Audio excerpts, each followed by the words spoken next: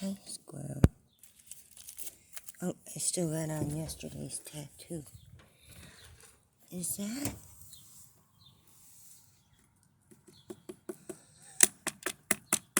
Are you kidding me?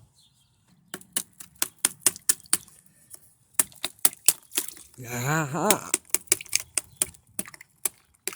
I'll get it. Aha. See? Even something as simple as that was able to help me. I get trapped in my head, Squirrel. Sorry, Squirrel. The yesterday's tattoo was really bothering me. You Squirrel. Ow! You little shit. Yesterday I about lost my laptop. The damn keyboard got wet and it had me a panic attack. When I get like that, the only thing that helps me out of it is my squirrels. The other day, there was a guy that came over here. He was going door to door getting people to sign something. And he got in our yard here and he said our yard was like magic. Like magic. I never heard such a thing. He said, yeah, it's like Snow White out here. You're like Snow White. I was like, ha, that's funny. So wrong Disney princess, though, you know, 'cause I'm Cinderella. I'm the one with the stepsisters. And my daughter said, yeah, wrong Disney princess for me, too, 'cause she's thinking more along the lines of Tangled with our hair. Looking at my squirrels and thinking about my squirrels, they keep me from thinking about myself.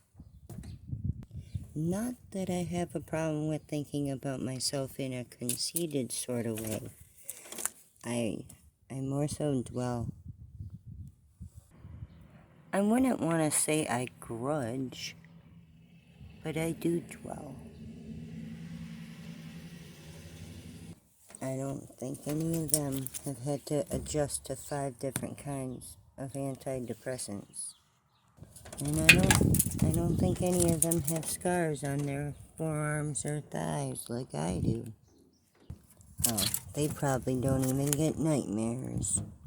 I know none of them had a problem with bedwetting and them being bullied about it by other siblings. All of my problems went unaddressed. And I'm here to tell you today that it has affected me. Why does that water already look like it's freezing again? Are you fucking kidding me? Wow. Let's see. Oh, wow. Brr. Hey, Squirrel. Did you know I used to run away? Yeah, I did that quite a few times.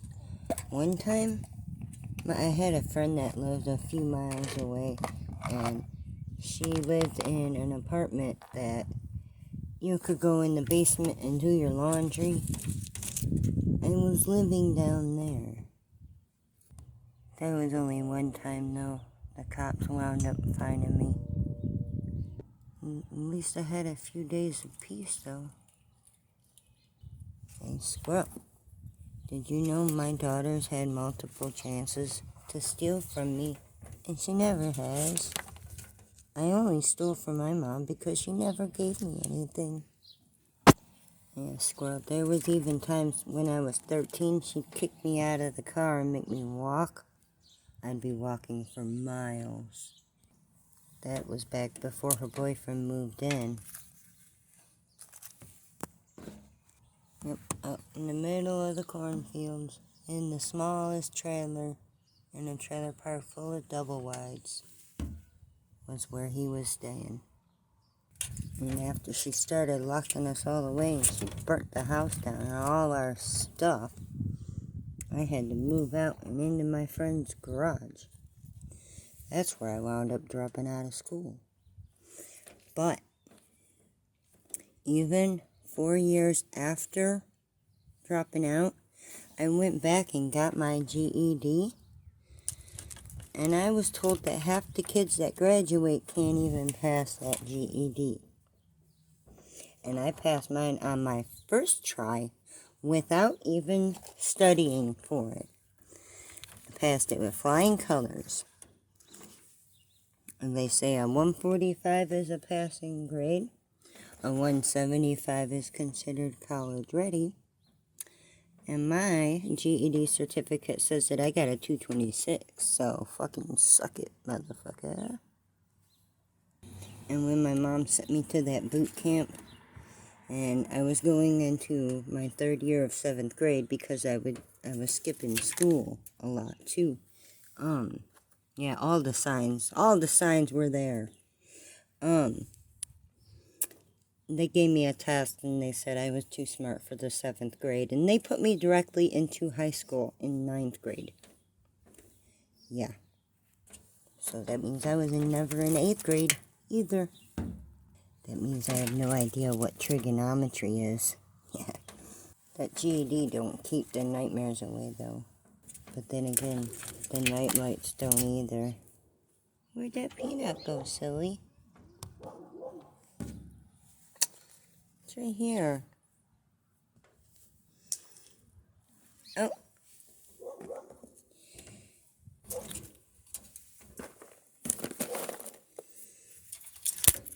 There you go. One of these days, my panic attack's gonna turn into a heart attack. Just you watch. Just thinking about my past. Whoa! I get all tight inside and I start shaking on the inside before I start shaking on my hands. It's kind of hard to explain. I'm sure most people ain't here to hear my sob stories. I think they might help people, even if nobody helps me. My stories might be able to help others. It's like my squirrels. They bring me so much joy, and I just figure maybe others can get joy out of them too.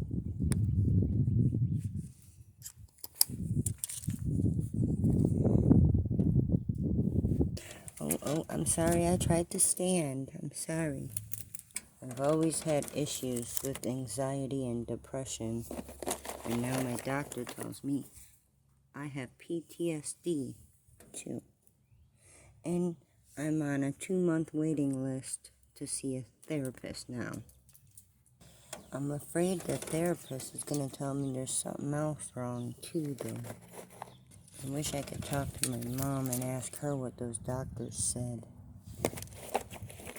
She took us in one time, had us hooked up with all those wires attached to our heads.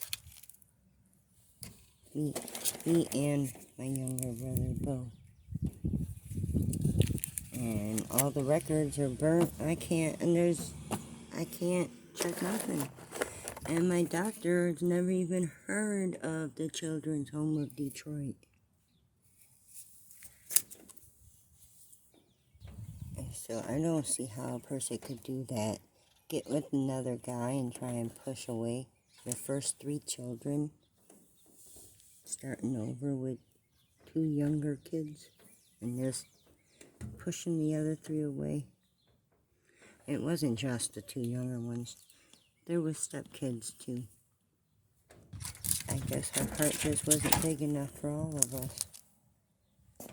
She never taught me how to drive either. I had to learn that shit on my own. The one time she ever heard about me even being behind the wheel, she ripped me out of the car by my ponytail and started uppercutting me in the gut. Because she just told me to go put the kid in the car seat. She didn't say try to park it in the parking lot. But I tried doing it anyway. And I failed. I failed horribly. But maybe if I had a mom that would have showed me. Watching my stepsister be allowed to smoke and show her nerves and me not being able to, that shit hurt. That shit cut me deep on a literal level because I was the one that did the self-harming shit and denying me of my ciggies a lot of times through my teenage years. If it wasn't for my ciggies, my scars would probably be a whole lot deeper and more plentiful. That's why I don't understand why they would have made cigarettes harder to get when less teens are smoking now than what they used to be. They made cigarettes, they made the age limit higher. I mean, people in Canada are allowed to go to the bar at the age of 19. And here in America, where we're supposedly free and all, people can't even chill out with a ciggy unless they're 21. A 20-year-old can't chill out with a ciggy? Oh, but they can go buy a gun. How does that make sense? How is that freedom? How? It's not. It's like we're trapped. And with these people going around with wanting, he's saying transparency. He wants cameras everywhere. Dude wants to be able to see everything everywhere at all times. Dude, that's like prison, yo. The only place you don't have no privacy is in jail. He wants to make the world a prison. With his Velcro cuffs and his RoboCop headsets. Yikes. And now I hear about Tennessee people wanting to lower the age of consent. What is that all about? There's a reason people can't rent a car until they're 25. They wait for that prefrontal cortex to be developed. And that's just renting a car. What about a detrimental decision like marriage? You know, a 14-year-old is not equipped to handle that. People thinking politicians have best interests at heart. Not always. Especially the ones in the South. Fucking nightmare. I already deal with nightmares. You want to know how I get rid of them? This is what happens to a person when they go undiagnosed and have to figure shit out for themselves. Okay? You get rid of the nightmares by canceling out the dreams. No dreams means no nightmares. The only way to cancel out the dreams, sorry, my nose itched, Squirrel. You gotta sleep with a movie playing. You want an almond? You gotta sleep with a movie playing and your earbud in your ear. So you could trick your brain into thinking of something other than past memories and future worries. Put the peanut down. Oh, you silly. My belly's growling. Uh-oh. Hello, Squirrel. Here you go. Oh, would you look at that clock? YouTube says that's time, Squirrel. Move, move. Come on now. Anywho, if you're someone who enjoys these little squirrels as much as I do, and you think you're able to get anything out of them, go ahead and click the subscribe button and stick around. We'd love to have you. Whoa, you grabbed me. Growing up with a drunk, abusive dad and brothers like I had was tough. The constant struggle has been so real. My terrible, terrible childhood did affect my adulthood. It did. Because the nightmare issue and the getting trapped in my own head.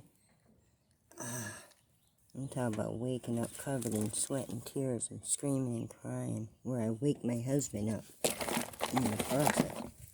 Oh my goodness, look at that clock. Alright, I'm hanging up for this time. We out this piece. Even through all the madness, I still try to find a reason to smile. And since I found it in Squirrels, I'm gonna share them with the world.